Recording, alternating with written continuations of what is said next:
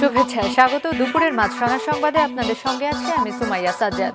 শুরুতেই guardian life insurance সংবাদ শিরোনাম।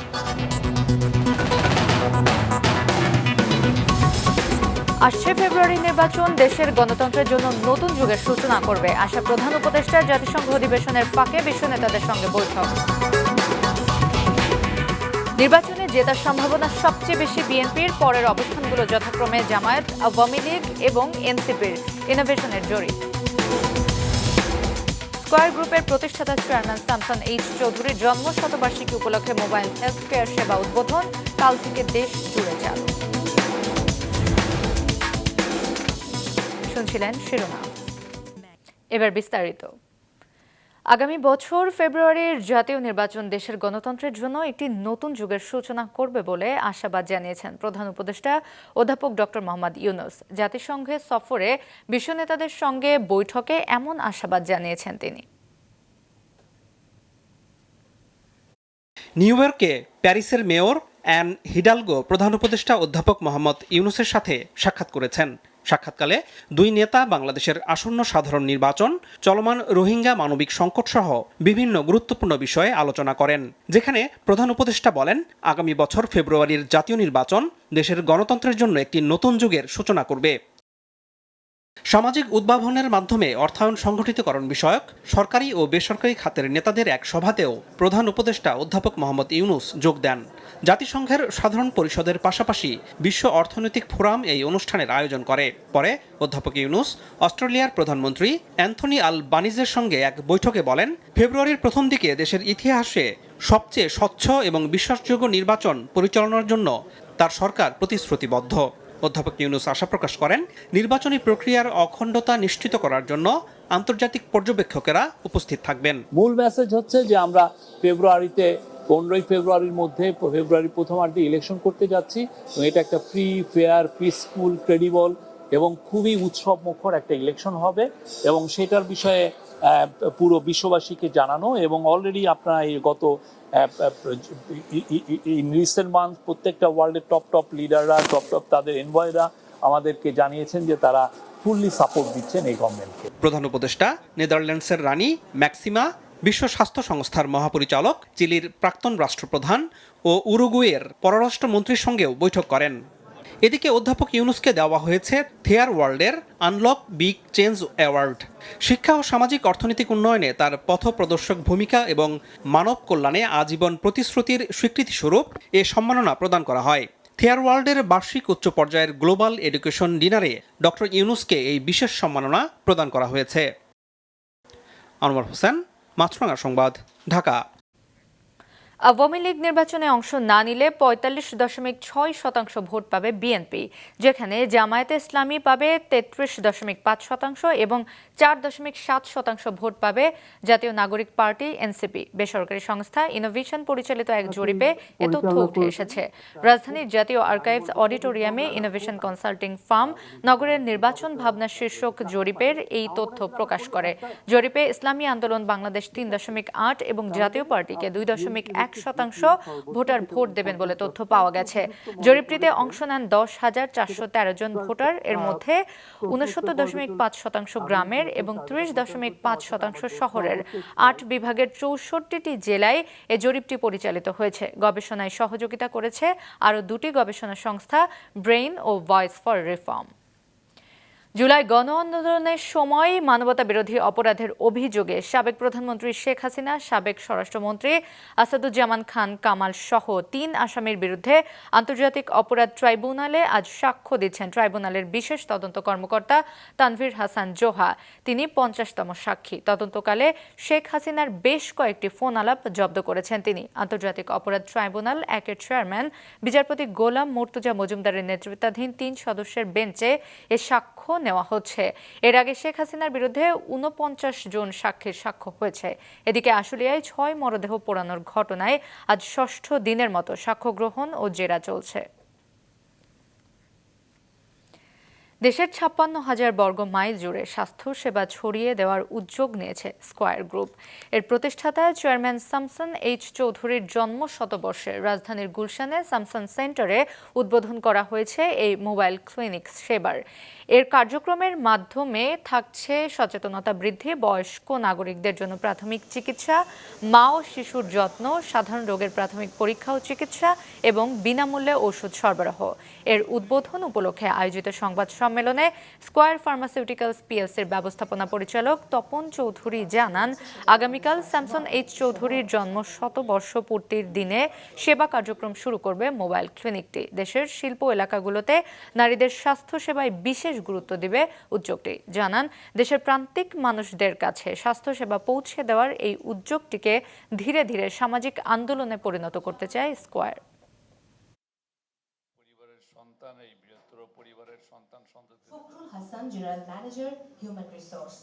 ইনিশিয়ালি ঢাকা এবং তার আশেপাশে জায়গাগুলোতে এবং বিশেষ করে যেখানে আমাদের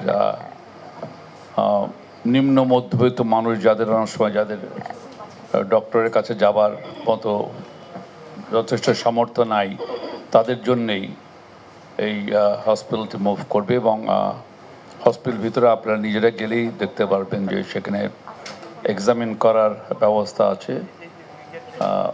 বাট ইনিশিয়ালি এইটা ঢাকার আশপাশে শেষ করে তারপরে আমরা বিশেষ করে ইন্ডাস্ট্রিয়াল এরিয়াতে আমরা মুভ করতে চাই। দেশজুড়ে চলছে আসন্ন দুর্গাপুজোর প্রস্তুতি। শেষ মুহূর্তে ব্যস্ত সময় কাটাচ্ছেন প্রতিমা শিল্পীরা। চলছে প্রতিমা আর মণ্ডপ সাজানোর কাজ। নির্দিষ্ট সময়ে মণ্ডপে প্রতিমা স্থাপনের জন্য রাত দিন কাজ করছেন কারিগররা। দলমত নির্বিশেষে সবার সহযোগিতায় উদযাপিত হবে দুর্গোৎসব, এমনটাই প্রত্যাশা পূজা উদযাপন কমিটির। প্রতিনিধিদের পাঠানো তথ্য ছবি নিয়ে ডেস্ক রিপোর্ট। দুর্গাপূজার সময় যত ঘনিয়ে আসছে, প্রতিমা শিল্পীদের ব্যস্ততা বাড়ছে। কোথাও শেষ হয়েছে সব ধরনের প্রস্তুতি, আবার কোথাও পড়ছে শেষ তুলির আঁচড়। চলছে মণ্ডপ তৈরির কাজও। আমরা আমাদের এই কাজের জন্য আমাদের নাওয়া খাওয়া স্নান করা সব কিছু টোটাল অফ। তো আমাদের মূল লক্ষ্যই হচ্ছে রঙের কাজটা সম্পূর্ণভাবে শেষ করা। আমাদের যে এই শিল্প কাজে পারিশ্রমিক, আসলে সে পারিশ্রমিক আমাদের কোনো রকম হয় না, তবুও আমরা শিল্প কাজটাকে ভালোবাসি। আমরা শিল্প তৈরি করে আমরা মনে আনন্দ পাই। চলতি বছর বরিশালের ৬৪৪টি মণ্ডপে এবার সার্বজনীন দুর্গাপূজা উদযাপিত হবে। পূজাকে কেন্দ্র করে সকল পর্যায়ের প্রশাসনের সাথে আমাদের একটি বৈঠক হয়েছে এবং আমাদের স্থানীয়ভাবে যারা বিভিন্ন ধর্মের ব্যক্তি তাদের সাথে একটা ভালো সুসম্পর্ক হয়েছে। তো সব মিলে আমরা মনে করি যে এবারের পুজোটা সুন্দর হবে। মাগুরায় এবার ২২৮টি মণ্ডপে উদযাপিত হবে শারদীয় দুর্গোৎসব। সার্বজনীন দুর্গা পূজা যেন সুন্দরভাবে শেষ হয়, এই জন্য জেলা পুলিশ প্রয়োজনীয় পদক্ষেপ গ্রহণ করেছে।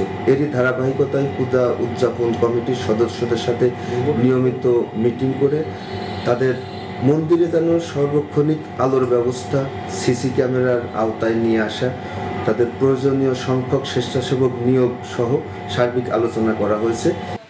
রাজবাড়ীতে ৪৩৮টি মণ্ডপে উদযাপিত হবে শারদীয় দুর্গাপূজা।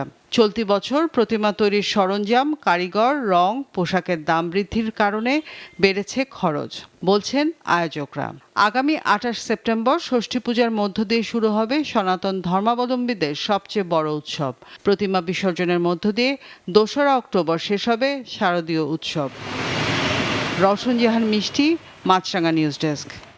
আওয়ামী লীগের সাথে কোনো আঁতাত নেই। যারা আওয়ামী লীগকে সহযোগিতা করেছে তারা যাতে খোলস বদল না করতে পারে সেদিকে খেয়াল রাখার আহ্বান জানিয়েছেন বিএনপির সিনিয়র যুগ্ম মহাসচিব রুহুল কবির রিজভী। রাজধানীর শেরেবাংলা নগরে শহীদ রাষ্ট্রপতি জিয়াউর রহমানের মাজারে শ্রদ্ধা নিবেদন শেষে এমন মন্তব্য করেন তিনি। বলেন, অন্তর্বর্তী সরকার দক্ষতা দেখালে নিউ ইয়র্কে ফ্যাসিবাদের দোসররা এমন কর্মকাণ্ড করতে সাহস পেত না, আর আওয়ামী লীগের দুর্নীতি অপকর্মের বিচার হলে এমন হতো না বলেও জানান তিনি। জানান, এখনো ষড়যন্ত্র চলছে। এছাড়া তিনি দুদককে অথর্ব মন্তব্য করে বলেন, এখনো লুটেরাদের কোনো অর্থ ফেরত আনতে পারেনি। আর বিচারও করতে পারেন। তারা যদি আজকে আরো বেশি দক্ষতা প্রদর্শন করতেন তাহলে নিউ ইয়র্কে যে ঘটনাটি ঘটেছে সেখানে ফ্যাসিবাদের দোসররা যে কর্মকাণ্ড করেছে এটা সাহস হতো না। আওয়ামী লীগের সাথে কোনো আতাত নেই। আওয়ামী লীগের সাথে যারা তাকে সহযোগিতা করেছে তাদের জন্য খোলস খুলে নতুন ভাবে আত্মপ্রকাশ করতে না পারে, আমাদেরকে সেই দিকটাই দেখতে হবে। পোষ্য কোটা পুনর্বহাল ও শিক্ষকদের লাঞ্ছনার ঘটনায় চতুর্থ দিনের মতো রাজশাহী বিশ্ববিদ্যালয়ে চলছে শিক্ষক কর্মকর্তা ও কর্মচারীদের কমপ্লিট শাটডাউন কর্মসূচি। পূর্ণদিবস কর্মবিরতি পালন করছেন শিক্ষক ও কর্মকর্তারা। সকাল থেকে বিশ্ববিদ্যালয়ের বুদ্ধিজীবী চত্বরে অবস্থান নেন তারা। দাবি আদায় না হওয়া পর্যন্ত তাদের কর্মসূচি চলমান থাকবে বলে জানান আন্দোলনকারীরা।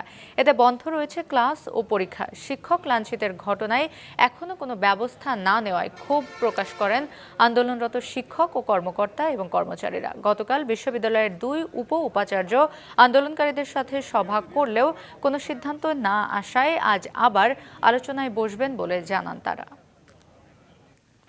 চট্টগ্রাম বিশ্ববিদ্যালয় কেন্দ্রীয় ছাত্র সংসদ চাকসু নির্বাচনে বড় দলগুলোর পাশাপাশি প্যানেল দিয়েছে বিভিন্ন জোট। সার্বভৌম শিক্ষার্থী ঐক্য, দ্রোহ পর্ষদ ও অহিংস শিক্ষার্থী জোট নিয়ে মোহসেনাথ শিহাবের প্রতিবেদন। ক্যামেরায় ছিলেন সঞ্জীব দে বাবু। অধিকার, সংযোগ, জবাবদিহিতা, এই স্লোগান নিয়ে চট্টগ্রাম বিশ্ববিদ্যালয় শিক্ষার্থী সংসদ চাকসু নির্বাচনে যাচ্ছে সার্বভৌম শিক্ষার্থী ঐক্য, যার নেতৃত্বে রয়েছেন তাওসিফ মুত্তাকি চৌধুরী। 2019-20 শিক্ষাবর্ষের আইন বিভাগের এই সহসভাপতি প্রার্থীর দাবি, তাদের প্যানেলে প্রতিটি পদের জন্য লড়ছেন যোগ্য ব্যক্তিরা। আর এই প্যানেলের অন্য প্রার্থীরাও জানালেন তাদের নির্বাচনী প্রতিশ্রুতি। আমাদের প্যানেলটা শুধুমাত্র শিক্ষার্থীদের ইন্টারেস্টকে সার্ভ করে। আমাদের উপরে অন্য কোনো হায়ার এজেন্সি নাই যাদের এজেন্ডা আমাদেরকে সার্ভ করতে হয়। ওই সেন্সে শিক্ষার্থীদের ইন্টারেস্টে হয় আমাদের top priority. For the longest of Times আমরা বিভিন্ন জিনিস অর্গানাইজ করেছি, ন্যাশনাল অ্যান্ড সিগনিফিকেন্ট কিছু প্রোগ্রামস অর্গানাইজ করেছি। তো আমরা জানি কীভাবে কাজ করতে হয়, কীভাবে কমিউনিকেশন করতে হয়। নারী শিক্ষার্থীদেরকে এখন থেকে বিশ্ববিদ্যালয়ের সাথে যত রকমের সমঝোতা স্থানীয়দের সাথে হতে পারে অথবা যে কোনো ঝামেলাতে আমি নারী রিপ্রেজেন্টেটিভ হিসেবে নিজে থাকবো অথবা মেয়েদেরকে এগিয়ে নিয়ে যাব। আমরা বিশ্ববিদ্যালয় সমাজতান্ত্রিক ছাত্র ফ্রন্ট ও বাংলাদেশ ছাত্র ইউনিয়ন মিলে প্যানেল দিয়েছে দ্রোহ পর্ষদ নামে।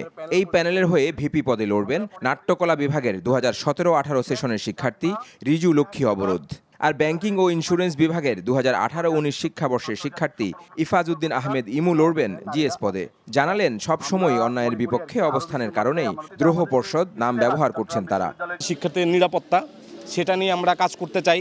পাশাপাশি শিক্ষার্থীদের আবাসন সংকট একটা গুরুত্বপূর্ণ সমস্যা এবং শিক্ষার্থীদের যাতায়াতের ক্ষেত্রে যে পরিবহন সেটাকেও আমরা একটা গুরুত্বপূর্ণ সমস্যা মনে করি। এর বাইরে ক্যাম্পাসে যে গণতান্ত্রিক পরিবেশ নির্মাণ করা, শিক্ষার স্বাভাবিক পরিবেশ, সেটা গবেষণা থেকে শুরু করে খাবার থেকে শুরু করে সব কিছু মিলিয়ে যে শিক্ষার পরিবেশ, আমরা মনে করি সেই শিক্ষার পরিবেশ নাই এবং আমরা যদি নির্বাচিত হই সেই পরিবেশ নির্মাণে আমরা কাজ করতে চাই। অন্যদিকে অহিংস শিক্ষার্থী ঐক্য প্যানেলের ভিপি প্রার্থী ইসলামিক স্টাডিজ বিভাগের 2019-20 সেশনের মোহাম্মদ ফরহাদুল ইসলাম। আর জিএস প্রার্থী যোগাযোগ ও সাংবাদিকতা বিভাগের 2019-20 সেশনের শিক্ষার্থী ইয়াসিন উদ্দিন সাকিব। দলমতদের বিশেষে সবাইকে বুকে টেনে আনার জন্যই তো আমাদের নামটাই দিয়েছি কিন্তু অহিংস। সেই জন্য আমরা আশা করছি আমরা জয়ের ব্যাপারে শতভাগ প্রত্যাশী।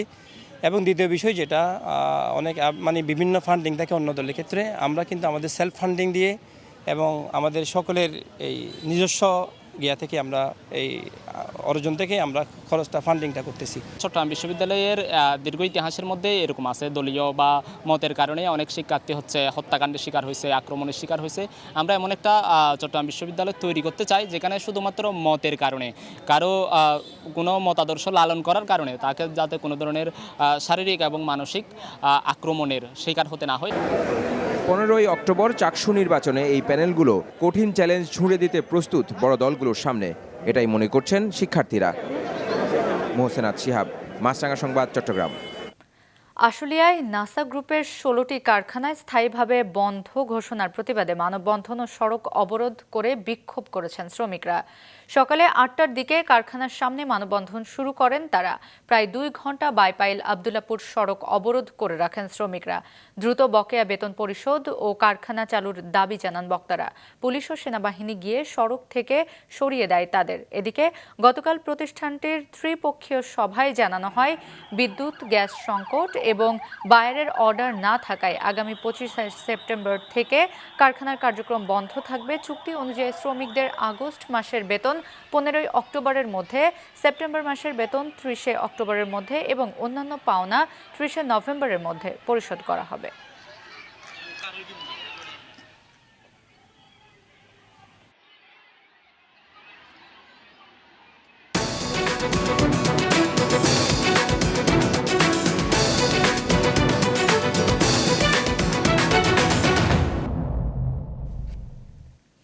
জাতিসংঘের সাধারণ পরিষদের চলতি অধিবেশনে গাজা যুদ্ধ, মানবিক বিপর্যয় ইস্যুতে শক্ত অবস্থান নিয়েছেন বিশ্ব নেতারা।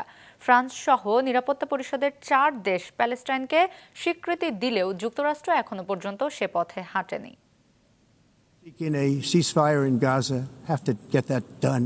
জাতিসংঘের সাধারণ পরিষদের অধিবেশনে দেওয়া বক্তব্যে গাজায় যুদ্ধ বন্ধ চাইলেও হামাসের তীব্র সমালোচনা করেছেন মার্কিন প্রেসিডেন্ট ডোনাল্ড ট্রাম্প। একই সাথে প্যালেস্টাইনকে স্বীকৃতি না দেওয়ার পক্ষেও যুক্তি তুলে ধরে বলেন, এর অর্থই হবে সশস্ত্র সংগঠন হামাসকে পুরস্কৃত করা। তবে সমালোচকেরা বলেছেন, এই অবস্থান মূলত ইসরায়েলের প্রতি যুক্তরাষ্ট্রের একতরফা সমর্থন এবং গাজায় গণহত্যার দায় এড়িয়ে যাওয়ার কৌশল। গাজায় লাগাতার হামলা, খাদ্য ও ঔষধ সংকট ও শরণার্থীর বিষয়ে নিরাপত্তা পরিষদে একের পর এক দেশ ইসরায়েলের বিরুদ্ধে অবস্থান নিলেও যুক্তরাষ্ট্র নিজের ভেটো ক্ষমতা ব্যবহার করে ইসরায়েলকে রক্ষায় এগিয়ে আসে। জাতিসংঘে নিযুক্ত ইসরায়েলি রাষ্ট্রদূত জানান, গাজার যুদ্ধকে সন্ত্রাস দমন ও তার দেশের নিরাপত্তার অংশ হিসেবে। তবে 65,000 নিরীহ মানুষের মৃত্যু, লক্ষ লক্ষ মানুষের বাস্তুচ্যুত হওয়ার দায় স্বীকার করেননি তিনি। এদিকে গাজার পরিস্থিতিকে যুদ্ধ অপরাধ ও গণহত্যা শামিল বলে উল্লেখ করেছেন আন্তর্জাতিক মানবাধিকার সংস্থাগুলো। গাজায় ইসরায়েলি অভিযানকে গণহত্যা বলেছেন তুরস্কের প্রেসিডেন্টও। সাধারণ পরিষদে দেওয়া বক্তব্যে এরদোগান দ্রুত ইসরায়েলি হামলা বন্ধ ও গাজায় খাদ্য ও মানবিক সহায়তা প্রবেশ নিশ্চিতের দাবি জানান। তিনি বলেন, সেখানে প্রতি ঘন্টায় 1 জন করে শিশু মারা যাচ্ছে। এদিকে গতকালই প্যালেস্টাইনকে স্বীকৃতি দেওয়া দেশ ফ্রান্সের প্রেসিডেন্ট ইমানুয়েল ম্যাক্রো বলেছেন, শান্তিতে নোবেল পুরস্কার পেতে চাইলে ট্রাম্পকে অবশ্যই গাজার যুদ্ধ বন্ধ করতে হবে। বিশ্লেষকেরা বলেছেন, জাতিসংঘের অধিবেশনের পরিস্থিতি দেখেই স্পষ্ট ধারণা পাওয়া যায়, গাজা ইস্যুতে যুক্তরাষ্ট্র ও ইসরায়েল ক্রমেই বিচ্ছিন্ন হয়ে পড়ছে। আসিফ আল আমিন, মাছরাঙ্গা, নিউজ ডেস্ক। দুপুরের সংবাদ শেষ করছি। যাবার আগে গার্ডিয়ান লাইফ ইন্স্যুরেন্স সংবাদ শিরোনামগুলো আরও একবার।